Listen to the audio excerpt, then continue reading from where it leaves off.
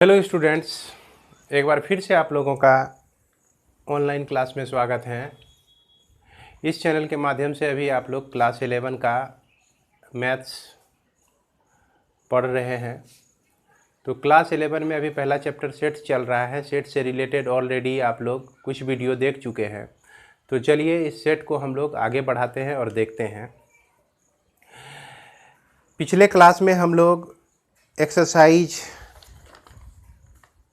1C के पहले number question को पढ़ चुके थे और उससे रिलेटेड सारे बेसिक नॉलेज को भी देख चुके हैं।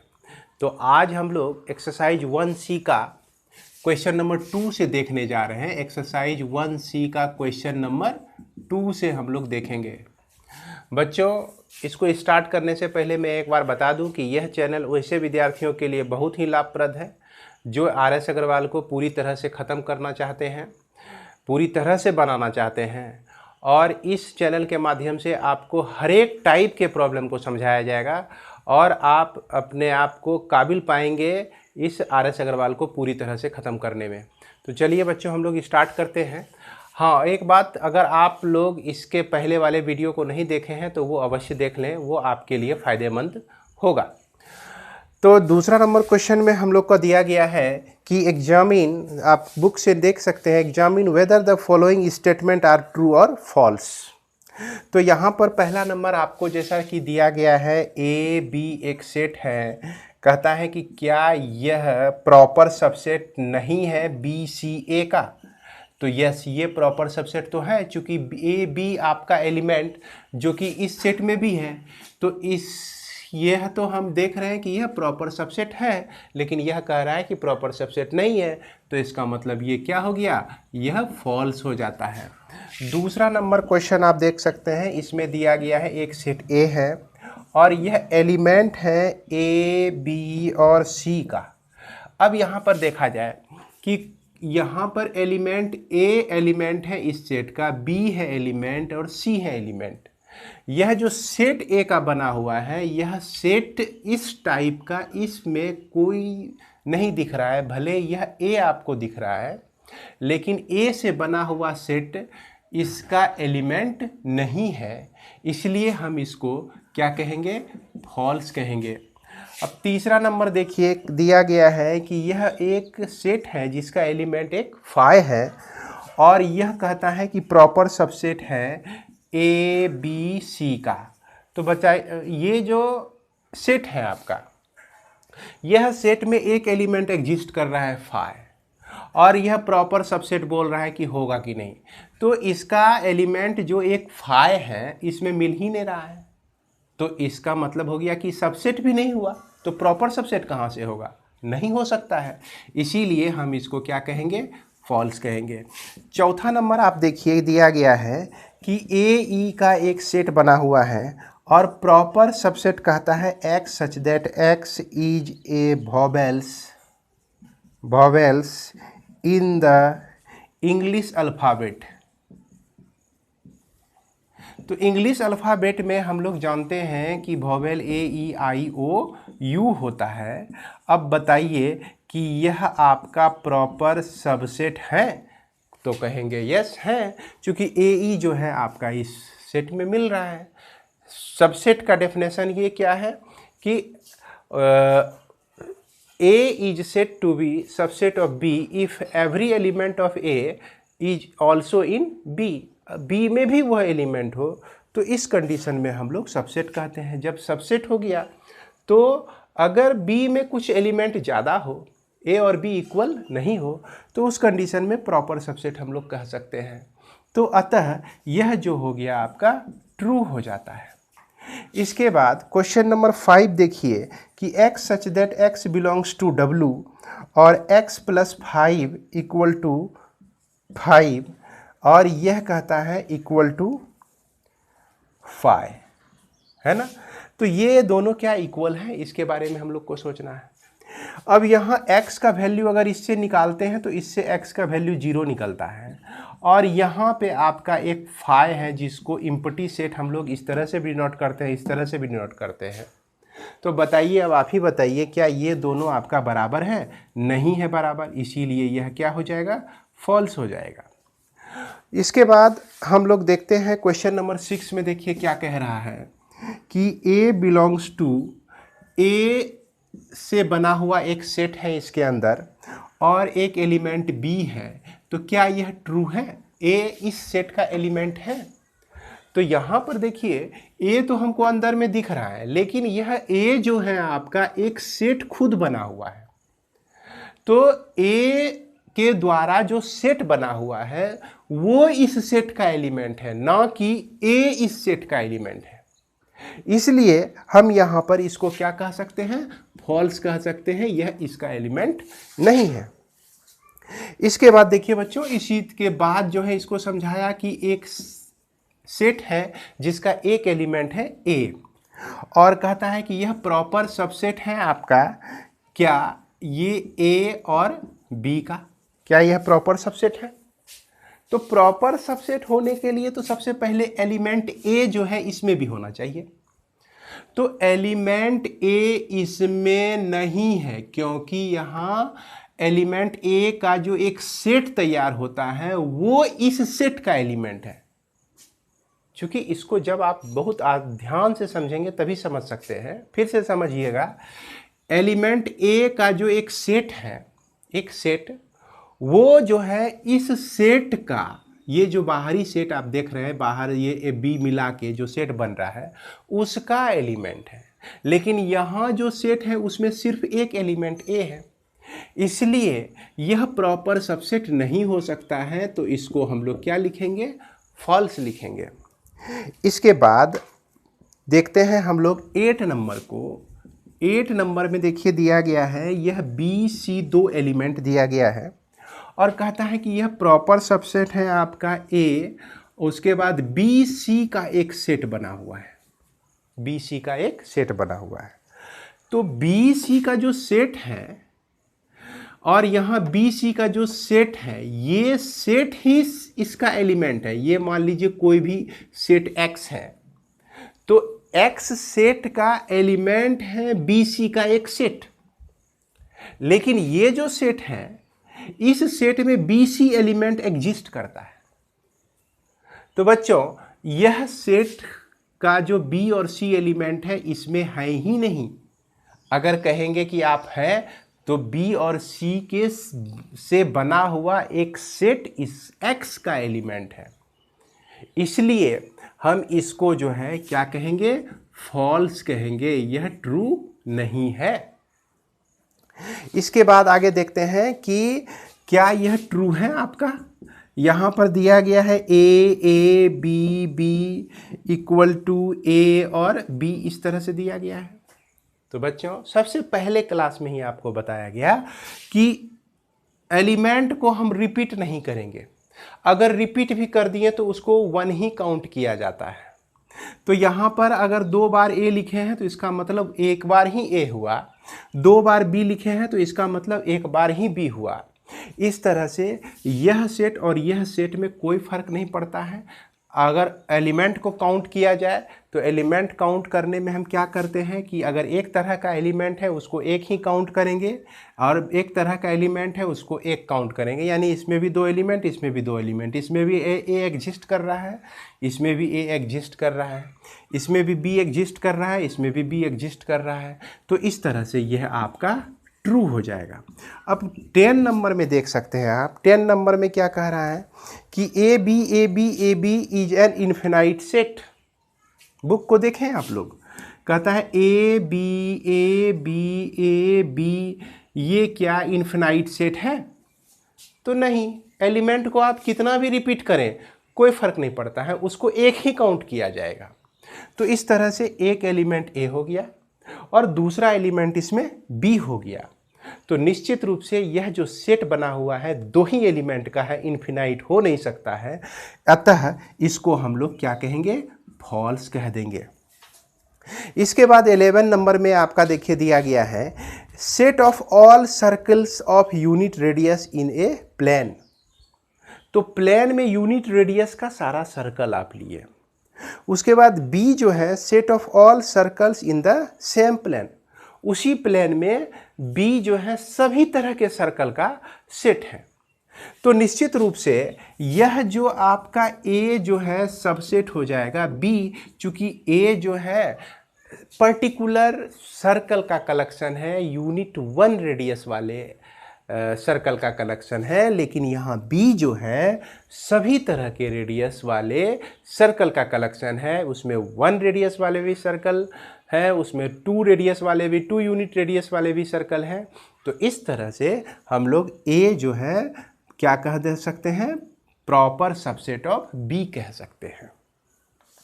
क्वेश्चन नंबर 3 में आप देख सकते हैं कि क्वेश्चन नंबर 3 में दिया गया है ए दिया गया है, बी सेट दिया गया है, और then so that A not proper subset B, है ना। तो इसमें शो करना है कि ए जो है बी का प्रॉपर सबसेट नहीं है। तो बच्चों इसको मैं मिटाता हूँ और इसे देखिए ठीक तरह से समझने की कोशिश कीजिए।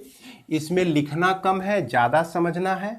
बहुत सारे बच्चे जब देखते हैं कि यह जो सेट उसको समझ में नहीं आता है तो वो सोचते हैं कि मैथमेटिक्स बहुत भारी है।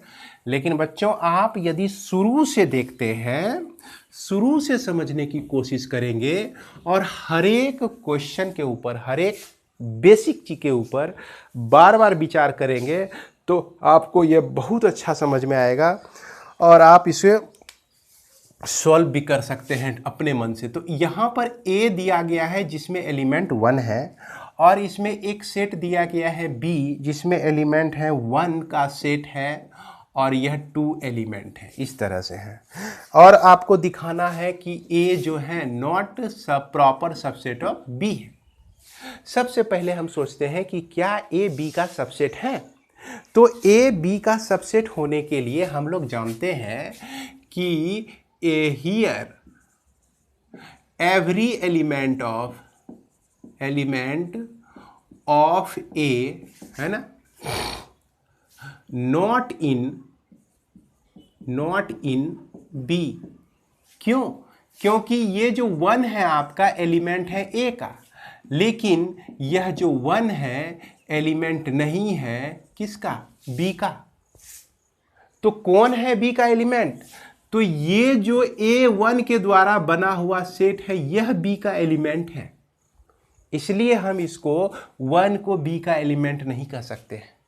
अब एक ही कंडीशन में हमको प्रूफ हो गया कि A जो है सबसेट नहीं है B का। जब A जो सबसेट B का नहीं है, और यहाँ देख रहे हैं कि A और B बराबर नहीं है, हमारा A not equal to B है, तो इसको हम प्रॉपर सबसेट तक घसीट के ले जा सकते हैं। तो क्या कर सकते हैं कि A not proper subset of B, इस तरह से हम लोग इसको प्रूव्ड कर सकते हैं। बस एक लाइन में प्रूव कर सकते हैं। इसके बाद write down all subset of each of the following sets. कहता है कि इस सबसेट का, जैसे कि हम लोग बना चुके हैं इसको, A नंबर आपका दिया गया है, इसमें एलिमेंट A है, तो सारे सबसेट को लिखना है। इसके ठीक पहले वाले वीडियो में भी आप लोगों को बताया गया कि सबसेट हम लोग किस तरह से लिखते हैं। अब देखिए सबसे पहले जो है इम्पटी सेट जो है इस सेट का सबसेट होता है। जान रहे हैं कि empty set is the subset of all sets, सभी सेट का है। और उसके बाद इसमें एक सेट हम लिए कि चूंकि कोई भी सेट खुद का सबसेट होता है, any set is the subset of itself, तो इसलिए A जो है सबसेट हो गया आपका इसका। और क्या हो सकते हैं? और कुछ नहीं हो सकते। अब कोई ऑप्शन हमारे पास नहीं बच जाता है। इसके बाद इसमें हम एक प्रॉब्लम आपको D नंबर बना के दिखाते हैं, जिसमें आपका -1, 0 और 1 है, एलिमेंट्स है। इससे कितने तरह का सबसेट बन सकता है जो कि इसका सबसेट हो? जैसे मान लीजिए एक सेट है, इसमें एक कोई एलिमेंट नहीं है, तो इसका सबसेट है। फिर दूसरा एक सेट है जिसमें 1, सिर्फ 1 एक एलिमेंट है, तो इसका सबसेट है। एक दूसरा सेट लिए जिसमें 0 एक एलिमेंट है, तो इस B का सबसेट है। उसके बाद एक सेट हम लिए -1, जो कि हम देख रहे हैं कि यह इसका भी सबसेट है। अब इसके बाद दो दो टर्म लेते हैं, एक बार हमने 0 - 1 लिए और एक बार 0 1 लिए और एक बार हम लोग लिए 1 - 1, इस तरह से हम ले लिए। तो अब देखिए ये सब भी जो है इसका सबसेट है। सबसेट क्या होता है तो ये तो आपको पता ही है कि यह यदि इसका सबसेट है तो इसका सारा एलिमेंट इसमें हमको मिलना चाहिए, तभी यह सबसेट होता है।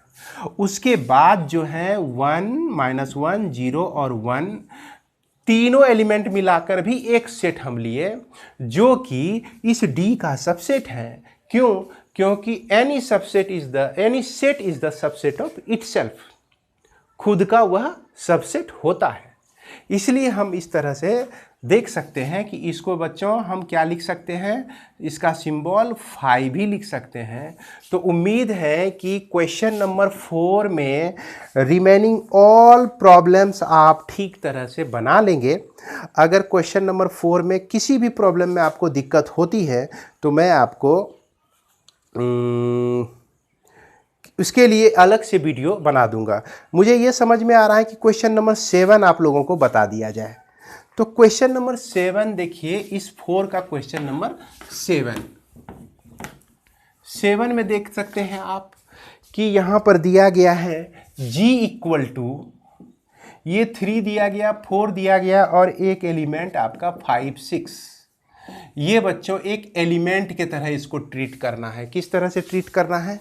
एलिमेंट के तरह से। भले ये एलिमेंट खुलने के बाद बहुत कुछ निकालता है, 5 भी निकालता है, 6 भी निकालता है, लेकिन इसका जो एक गट्ठर है ना, वो इसका एलिमेंट है।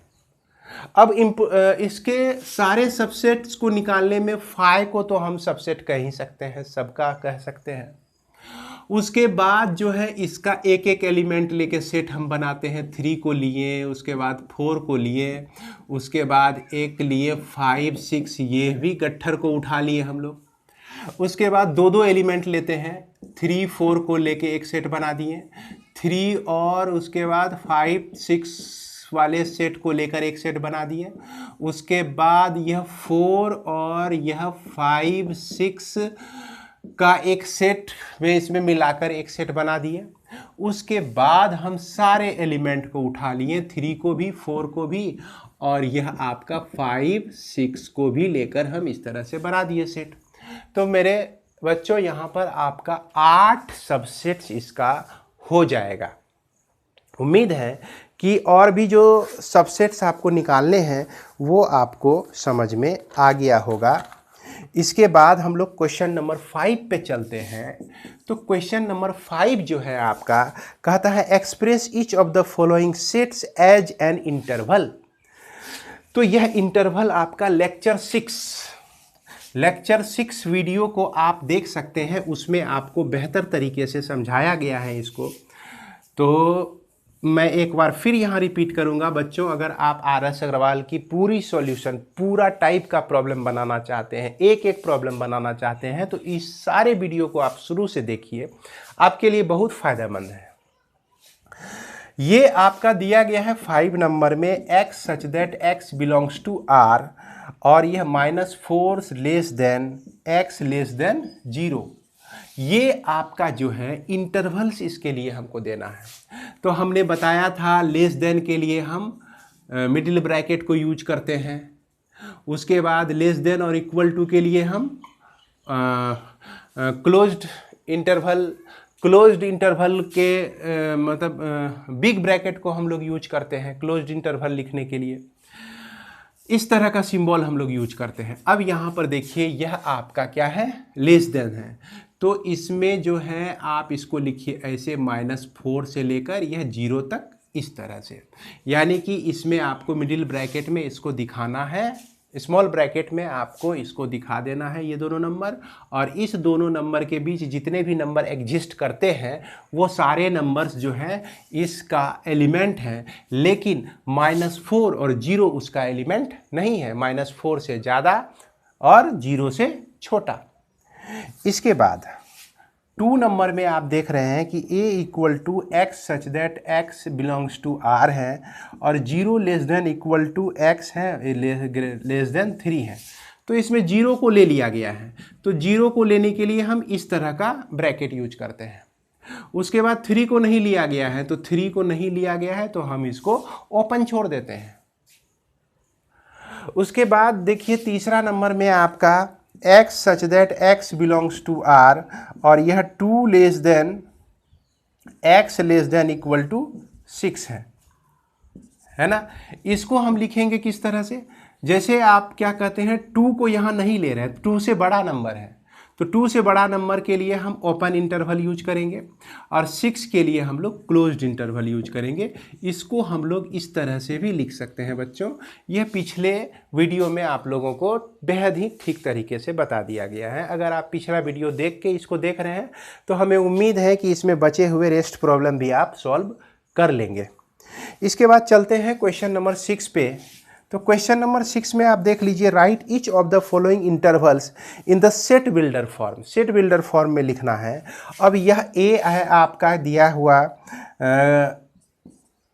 ओपन इंटरवल में दिया गया है, तो ओपन इंटरवल में दिया गया है तो इसको हमको क्या लिखना है, x such that x belongs to r। Open interval के लिए -2 लेस देन का यूज करेंगे हम लोग, और यह x लेस देन यह आपका 3 हो गया ओपन इंटरवल के लिए। अब मान लीजिए कि आपको यह क्लोज्ड इंटरवल c का जो वैल्यू दिया गया हुआ -1 और 8, ये आपका ओपन, ये आपका क्लोज्ड। तो इसको हम x such that x belongs to r लिखेंगे। ओपन क्लोज्ड इंटरवल के लिए हम -1 लेस देन और इक्वल टू x लिखें, और यह ओपन इंटरवल के लिए हम लोग सिर्फ लेस देन लिखते हैं। इस तरह से हम लोग लिख सकते हैं। एक चीज़ और आप देख लीजिए कि यहाँ पर हमारा b नंबर हम दिखाना चाहेंगे जिसमें 4 और ये आपका क्लोज्ड इंटरवल है जो कि 4 और 10 दिया गया है। तो क्लोज्ड इंटरवल को हम लोग किससे डिनोट करते हैं, यह डिनोट करते हैं हम लोग लेस देन और इक्वल टू दोनों यूज करते हैं। तो इसलिए हम इसको क्या लिख सकते हैं, 4 लेस देन और equal to x less than और इक्वल टू 10। तो उम्मीद है कि आप लोग इस तरह से ये सारे प्रॉब्लम को बना लेंगे। उसके बाद हम लोग चलते हैं क्वेश्चन नंबर 7 में, और जो प्रॉब्लम बच गया उसे आप बनाइए, और फिर भी अगर आपको दिक्कत होती है तो आप ज़रूर हमसे संपर्क कीजिए, कमेंट बॉक्स में लिखिए। मैं कोशिश करूँगा कि और बेहतर तरीके से आप लोगों को बताऊँ। इसके बाद चलते हैं क्वेश्चन नंबर हम लोग 7 पे। बच्चों इसको मैं मिटा रहा हूँ, आप लोग इसका स्क्रीनशॉट लेके लिख सकते हैं।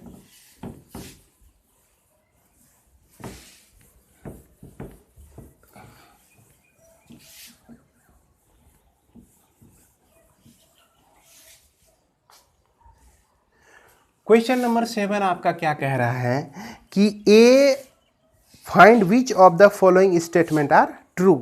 एक सेट ए दिया गया है आपका, एक सेट ए दिया गया है, इसमें 3 है और यह 4 5, एक 4 और 5 का मिला हुआ जो सेट है वो इस ए का एलिमेंट है, और उसके बाद 6 भी इसका एलिमेंट है। तो बच्चों यहाँ पर हम देख रहे हैं कि 3 जो है ए का एलिमेंट है, 4 5 का बना हुआ जो सेट है यह आपका एलिमेंट है ए का, और यह 6 जो है एलिमेंट है आपका ए का एलिमेंट है। अब यदि हमको कहे कि 4 क्या एलिमेंट है ए का, तो नहीं है। 5 क्या एलिमेंट है ए का, तो नहीं है ना। अगर कहे कि 6 से बना हुआ एक सेट क्या एलिमेंट है ए का, तो नहीं है ना। तो इस तरह से ये सारी जानकारी आप लोगों को बहुत पहले ही दी जा चुकी है, लेकिन फिर भी मैं इसमें कुछ क्वेश्चंस को देखता हूँ। जैसे हम लोग यहाँ 6 से देखते हैं, 6 नंबर में ये आपका फाई एक सेट बना हुआ है, बोल रहा है सबसेट ऑफ ए है। फाई एक सेट है जिसका एलिमेंट फाई है, एक सेट है जिसका एलिमेंट ये सब है, ये सब एक सेट ए है जिसका एलिमेंट ये सब है। तो क्या यह फाई इसमें एग्जिस्ट करता है? नहीं करता है। नहीं करता है तो सबसेट होगा कैसे? बिल्कुल नहीं होगा। तो इसीलिए यह क्या हो जाएगा आपका? फॉल्स हो जाएगा। उसके बाद हम लोग 7 नंबर देखते हैं कि फाई जो है सबसेट ऑफ ए है। क्या एक फाई जो है सबसेट ऑफ ए है? एम्प्टी सेट सबसेट ऑफ ए है? बिल्कुल है। Empty set is the subset of all sets. तो इसीलिए यह क्या हो जाएगा आपका, ट्रू हो जाएगा। अगर हम 7 नंबर देखें, 7 नंबर में 3, 4, 5 का बना हुआ सेट कहता है कि सबसेट है ए का। तो 3 तो ठीक है, 4, 5 तो एक ही बंडल में बंधा हुआ है ना, किसमें बना हुआ है, एक ही बंडल में बना हुआ है। और यहां आप जो है अलग अलग कर दिए। अगर हम इसका काउंटिंग करें कि ए में कितने एलिमेंट हैं, तो ए में कहेंगे 1, 2, 3 एलिमेंट है, ए में 3 एलिमेंट है। उसके बाद अगर इसमें देखिए तो 1, 2, 3, यहां भी 3 एलिमेंट है। क्योंकि 4, 5 मिलकर तो एक बाउंड, एक पैकेज बनाया हुआ है, दोनों जब भी जाएगा एक ही साथ जाएगा, एक ही साथ काउंट होगा। तो ऐसी स्थिति नहीं है, इसीलिए यह आपका क्या हो जाएगा, फॉल्स हो जाएगा। और उसके बाद हम लोग देखें 9 नंबर में 3, 6 से बना हुआ एक सेट क्या सबसेट है ए का?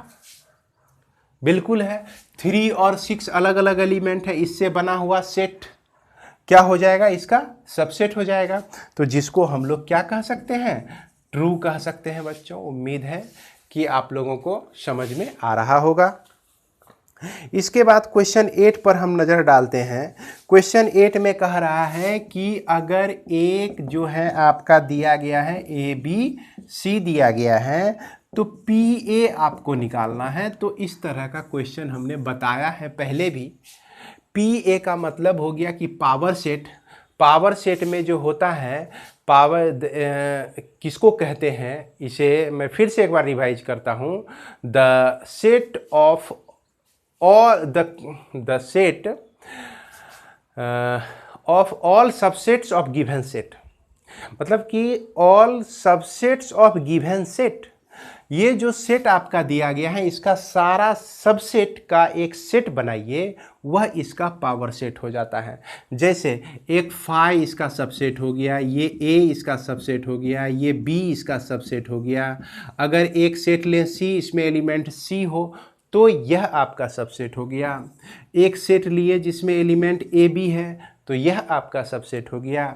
एक सेट लिए जिसमें एलिमेंट बी सी है, तो यह भी सबसेट हो गया। ए सी, यह भी सबसेट हो गया। और उसके बाद ए बी सी से बना हुआ एक सेट, यह भी सबसेट हो गया। अब इसका भी सेट आप इस तरह से बना दीजिए, इस सबको एक सेट के अंदर में हम ले लिए। तो ये जो हो गया आपका क्या हो गया, पावर सेट। और नंबर ऑफ पावर सेट में नंबर ऑफ एलिमेंट कितने होते हैं, इसको निकालते हैं 2 पर पावर n के फॉर्म में। तो यहाँ एलिमेंट है 1, 2, 3, तो ये हम 2 पर पावर 3, 2 इंटू 2 इंटू 2 लिखेंगे, जो कि आपका 8 होता है। इस तरह से हम देखते हैं, यह क्वेश्चन नंबर 8 को यूँ सॉल्व कर सकते हैं। उसके बाद बच्चों क्वेश्चन नंबर 9 भी आपका उसी तरह है। उम्मीद है कि आप लोग बना लेंगे। अगर नहीं बना तो आप मुझे लिखेंगे कमेंट पे। क्वेश्चन नंबर 10 पे हम लोग चलते हैं। a = 5 है आपका, तो यह a = 5 दिया गया है। क्वेश्चन नंबर 10 में a = 5 दिया गया है। तो इसका पावर सेट निकालना है। तो इसका पावर सेट क्या हो जाएगा, अब इसके बारे में सोचना है। ये एक ऐसा सेट है जिसमें एक भी एलिमेंट नहीं है, तो ये कम से कम खुद का तो सबसेट हो ही सकता है बच्चों, खुद का सबसेट हो ही सकता है। और उसके बाद इसके अलावा और कुछ उपाय ही नहीं बचता है हमारा। अब देखिए, चूंकि यह जो 5 है, इसमें जो है एलिमेंट 0 है। नंबर ऑफ एलिमेंट आपका कितने हैं, 0 है। अगर नंबर ऑफ पावर सेट ए निकालते हैं आप, तो 2 पर पावर 0 डालते हैं, तो 2 पर पावर 0 का मतलब क्या होता है, 1। तो देखिए पावर सेट का जो है सबसेट का एलिमेंट है ना, पावर सेट जो है सबसेट का सेट है, तो उसमें कितने एलिमेंट आ रहे हैं, सिर्फ एक एलिमेंट आ रहे हैं। तो इस तरह से हम लोग इसको बना सकते हैं। इसके बाद हम लोग देखेंगे क्वेश्चन नंबर 11 में ए बी सी आपका दिया गया है। Find the universal set. Universal set किसको कहते हैं कि universal set is the super set of the given all sets which is taken under consideration. तो सुपर सेट होता है सभी सेट का जो कि आप कंसीडर में जितने भी सेट लिए हुए हैं। तो बच्चों यहाँ पे हम लोग कौन कौन से सेट को कंसीडर कर रहे हैं, किस किस पे कंसीडर कर रहे हैं, इसके बारे में हम लोग देखेंगे। तो यहाँ पर ए आपका दिया गया है, क्या दिया गया है, 1, 3 और 5 दिया गया है। उसके बाद बी आपका दिया गया है 2, 4, 6 दिया गया है। इसके बाद सी आपका दिया गया है 0, 2, 4, 6 और 8 दिया गया है। इस तरह से ये सेट आपका दिया गया है। अब इसका कहता है यूनिवर्सल सेट निकालने के लिए। तो universal set is the super set of all those set which is taken under consideration. तो यहाँ पर कंसीडरेशन में हम लोग लिए हुए हैं कौन कौन सा सेट को, लिए हुए हैं ए, बी और सी को। तो सब सेट का सबसे नंबर उठा के इसमें डाल लेना है। ये 0 है, तीनों में से कहीं मिल रहा है, 1, 2 भी मिल रहा है, 3 भी मिल रहा है, 4 भी, 5 भी, 6 भी, और उसके बाद 7 नहीं मिला, 8 मिला। अब देखिए ये सुपर सेट आपका हो गया, यानी कि अब ये जितने भी सेट बचे ये सारे क्या हो गए, सबसेट हो गए इसके। इस तरह से हम लोग यूनिवर्सल सेट को निकाल सकते हैं। इसके बाद बच्चों हम लोग 12 नंबर देखें। 12 नंबर में दिया गया है कि prove that A prop subset B. A जो है बी का सबसेट है, अब बी जो है सी का सबसेट है, बी जो है सी का सबसेट है, एंड सी जो है सबसेट है ए का। तो यहाँ पर हमको दिखाना है कि A इक्वल टू बी है, A इक्वल टू बी है। इसको हम लोग कैसे सॉल्व करते हैं, अब यहाँ पर देखिए कि हमारे पास दिया गया है कि A जो है subset of we have A subset of B and B subset of C which implies that A subset of C है ना। अगर A B का सबसेट है, B C का सबसेट है, तो निश्चित रूप से A जो है C का सबसेट होगा। इसका मतलब हुआ कि element of every element of A है ना इज इन C में है। लेकिन यह आपको दिया गया है C सबसेट ऑफ A। ये देख सकते हैं आप, क्या दिया गया है, C सबसेट ऑफ A। इसका मतलब हुआ कि every element of C is in A, यानी कि C का सब एलिमेंट A में है और A का सारा एलिमेंट C में है, A का सारा एलिमेंट C में है और C का सारा एलिमेंट A में है। तो इसका मतलब यह तभी संभव है, यह लॉजिक है आपका, तभी संभव है जबकि दोनों आपका क्या होगा, बराबर हो जाएगा। तो इस आधार पर हम क्या लिख सकते हैं कि A subset B and C subset A implies that A equal to B। यही आपको प्रूव करना था। उम्मीद है कि आप लोगों को यह समझ में आ गया होगा। इसके बाद हम लोग चलते हैं क्वेश्चन नंबर 13 को देखेंगे। क्वेश्चन नंबर 13 को बच्चों ध्यान से समझने की कोशिश कीजिएगा। यह क्वेश्चन नंबर 13 में आपका कह रहा है क्या कि for any set A prove that, मिटा देते हैं इसको,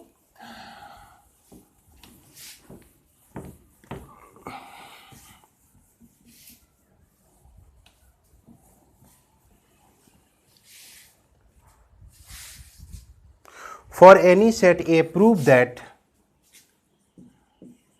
A proper subset phi implies and implied by A equal to phi, है ना। तो ये जो है A प्रॉपर सबसेट है आपका phi का। और यहाँ पर हम देख रहे हैं कि A जब प्रॉपर सबसेट है फाई का, एक तो फाई बेचारा ऐसा है कि जिसमें एक भी एलिमेंट नहीं है, और उसका भी जो है ये सबसेट है, सॉरी सबसेट है, तो उसका भी सबसेट है। इसमें इसका मतलब हुआ कि फाई में जितने भी एलिमेंट हैं ए में भी उतना एलिमेंट हो सकता है, ए का एलिमेंट फाई के एलिमेंट से ज़्यादा नहीं हो सकता है। अब फाई में खुद एक भी एलिमेंट नहीं है तो निश्चित रूप से ए में भी कुछ भी एलिमेंट नहीं होगा, लेकिन इसको हमको वर्ड में लिख के समझाना है। तो इसको हम लोग लिख सकते हैं कि बाय डेफिनेशन ऑफ सबसेट। बच्चों इसको लिखेंगे आप ऐसे, तभी आपको इसमें नंबर मिलेगा। Every element of A, every element of A is in phi, is in phi. ये फाई जो है आपका कैसा सेट है? एम्प्टी सेट है। इसके बाद ए मस्ट बी एम्प्टी सेट। ए कैसा हो जाएगा? एम्प्टी सेट हो जाएगा। तो जब यहां तक हम लिख दिए तो इसलिए हम लिख सकते हैं ए इक्वल टू फाई लिख सकते हैं। अब देखिए यहां इम्प्लाइज एंड इम्प्लाइड बाय है, तो इसको हमको अब उल्टा भी प्रूफ करके दिखाना होगा, यानी कि let A equal to phi है ना। यानी कि एलिमेंट ऑफ इक्वलिटी का डेफिनेशन से हम लोग क्या जानते हैं कि ए का जितना एलिमेंट है वो same number of element phi में भी है। इक्वलिटी का डेफिनेशन तो यही कहता है। तो इसलिए हम इसको लिख सकते हैं कि by definition of equal set, definition of equal set, equal set के डेफिनेशन के आधार पर every element of A, every element of A is in phi, phi में है आपका, और every element of phi, every element of phi is in A. अब देखिए बच्चों, ए का सारा एलिमेंट क्या है? फाई में है, और फाई का सारा एलिमेंट ए में है। तो निश्चित रूप से हम पहले ही स्टेटमेंट के आधार पर हम ए को proper subset of phi, sorry A को सबसेट ऑफ फाई कह सकते हैं, माफ करेंगे, ए को सबसेट ऑफ फाई कह सकते हैं। तो उम्मीद है कि यह समझ में आप लोगों को आ गया होगा। इसे आप अपनी कॉपी में ज़रूर उतार लें। इसके बाद हम लोग इसमें लास्ट क्वेश्चन अब देखेंगे, क्वेश्चन नंबर 14 को देखने जा रहे हैं। तो क्वेश्चन नंबर 14 में आप देखिए क्या कह रहा है कि state whether the given statement true और फॉल्स। ट्रू और फॉल्स, दिया हुआ स्टेटमेंट जो है ट्रू है या फॉल्स है। तो बच्चों आप लोग अपने सामने बुक को जरूर रखेंगे, बुक को देखें। मैं क्वेश्चन पढ़ रहा हूँ, एक दो क्वेश्चन लिखूंगा भी। पहला नंबर आपका कहता है कि इफ़ ए जो है प्रॉपर सबसेट बी है and X not belongs to B है, तो then X not belongs to A होगा, ये कह रहा है। स्वाभाविक है कि ये प्रॉपर सबसेट तो है ही, है ना। इसके बाद अगर कोई एक एलिमेंट जो है बी में नहीं है, अगर बी में नहीं है तो यह एलिमेंट जो है ए में भी नहीं होगा। अब इससे रिलेटेड हम एक एग्जाम्पल लेके इसको सोचते हैं कि मान लीजिए कि ये 1 2 हो गया, बी जो हो गया आपका 1 2 और 3 हो गया। अब यहाँ पर देख रहे हैं कि 3 जो है आपका एलिमेंट नहीं है बी का। तो बताइए यह जो है आपका 3 क्या कभी ए का एलिमेंट हो सकता है? तो कभी नहीं हो सकता है। जब बी का नहीं हुआ तो ए का कैसे हो जाएगा? तो इसीलिए यह जो बोला सही बोला, सही बोला तो इसका मतलब इसको क्या कहेंगे? सत्य बात बोला है, ट्रू बोल देंगे। इसके बाद दूसरा नंबर आप समझिए कि इफ ए कह रहा है proper subset of five, then A equal to 5। अभी तुरंत हम लोग प्रूव किए हैं, यह क्या हो जाएगा आपका, ट्रू हो जाएगा। इसके बाद तीसरा नंबर आप देख सकते हैं क्या कह रहा है कि if A B C are 3 sets such that, इस तरह से सेट है कि ए जो है एलिमेंट है बी का और बी जो है प्रॉपर सबसेट है सी का, तो आप क्या ए को प्रॉपर सबसेट सी कह सकते हैं हम लोग। तो इसको देखिए, ए है एलिमेंट, यहां पर ए एलिमेंट है बी का और बी जो है प्रॉपर सबसेट है सी का। तो कैसे हमारा ए जो है प्रॉपर सबसेट सी का हो सकता है, क्योंकि यहां पर बाप बाप मिलके काम कर रहा है और यहां पर बाप और बेटा है, तो एक बेटा जो है बाप का बराबरी कैसे कर लेगा, इस तरह से भी हम लोग समझ सकते हैं। तो इसीलिए यह जो है प्रॉपर सबसेट जो कहा, यह क्या हो गया, गलत हो गया, ऐसा यह नहीं हो सकता है। इसके बाद हम लोग चलते हैं क्वेश्चन नंबर 4 में। क्वेश्चन नंबर 4 कहता है A B C are 3 sets, 3 set आपका दिया हुआ है और सच दैट ए जो है प्रॉपर सबसेट ऑफ बी है, बी जो है एलिमेंट है सी का और ए भी जो है एलिमेंट हो जाएगा सी का, ये कह रहा है यहाँ पर। चलिए इस पे हम लोग विचार करते हैं कि अगर ए को हम ले लें 1 ले लें और बी को हम लोग ले लें 1 2 ले लें और सी को हम ले लें 1 2 का एक सेट और इसके साथ 3 ले लें, और यह कह रहा है कि अब देखिए कि ए जो है प्रॉपर सबसेट है बी का, सही बात है।